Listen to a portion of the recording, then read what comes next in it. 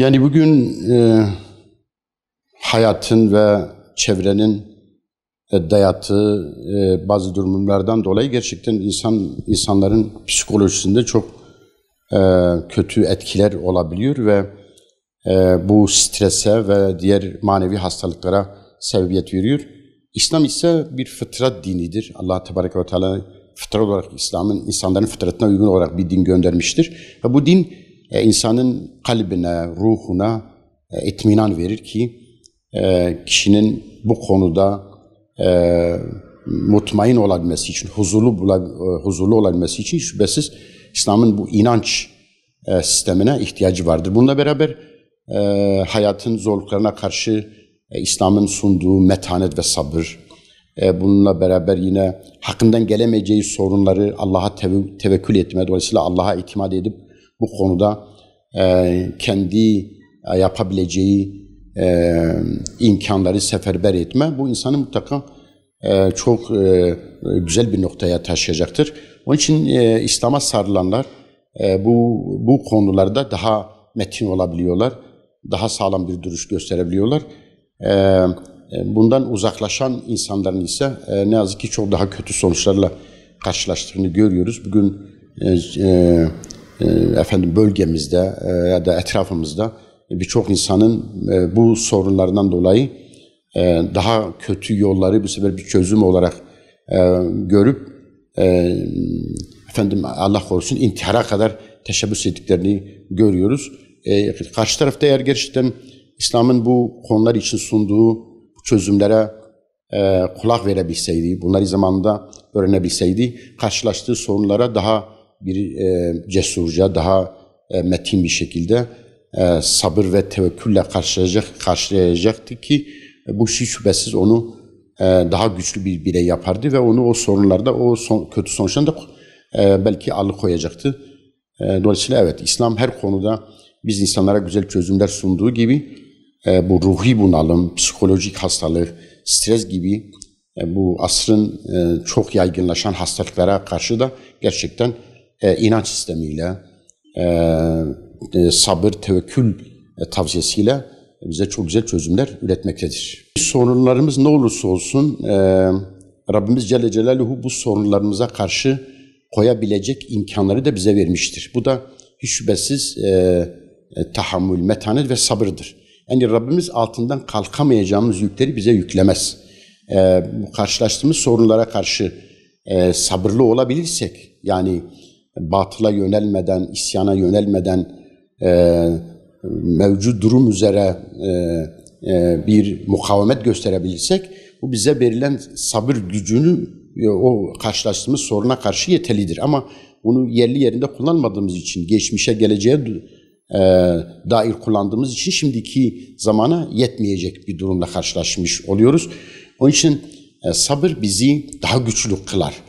Şimdi Rabbimizin bizi imtihan edeceğini, bizi bazı şeylerde zorluklardan geçireceğini bilirsek ve buna karşılık da sabır etmemiz gerektiğini, metanet göstermemiz gerektiğini bilirsek, bunun da bir sevabı ve ücreti olabileceğini düşünürsek, hiç şüphesiz bu bizim o sorundan kurtulmamıza ya da o soruna karşı daha dengeli bir duruş göstermemize yardımcı olacaktır. Tevekküle gelince, yani şimdi bugün bu psikolojik hastalıklarla karşı karşıya kalıp daha da batmaya yüz tutan kişiler veyahut da daha farklı kapılara yönelenler karşılaştığı sorunun hakkından gelemediği için böyle bir yola başlıyor. Oysa tevekkül silahına sahipse bir insan, ben Rabbime tevekkül ettim, ona itimat ettim, sonuç ne olursa olsun ona razıyım der.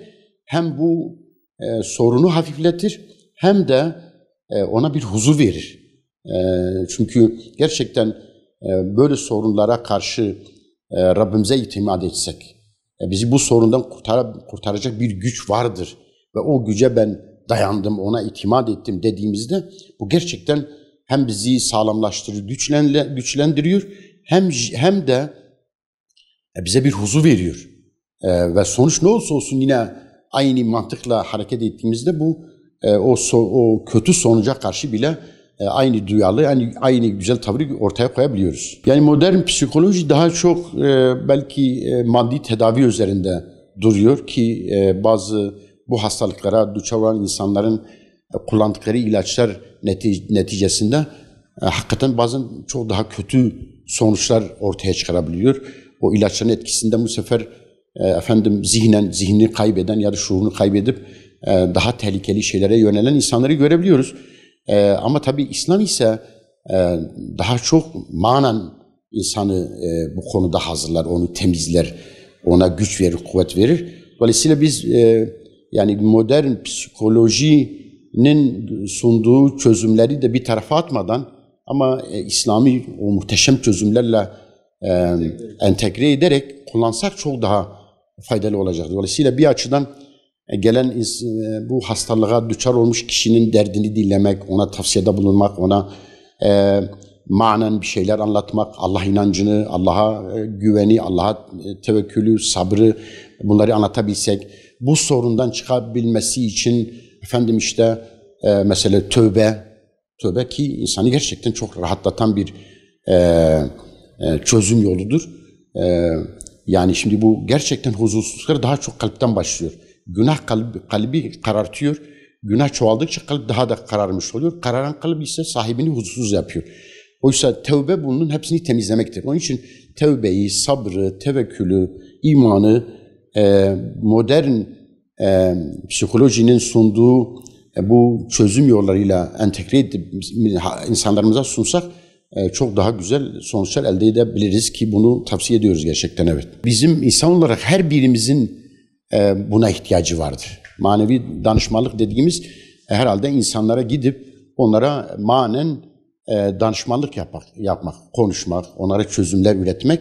Bu bir Müslüman olarak zaten aynı isim adında olmasa da İslam'da bu vardır. Yani Allah'ın peygamberler göndermesi, peygamberlerin insanlara İslam'ı anlatması, dini tebliğ etmesi, onları hakka davet etmesi, bütün bunlar aslında belki isim o şekilde olmasa da çok yakındır. Yani aynı hedeftir. Dolayısıyla bireylerin danışması çok önemlidir.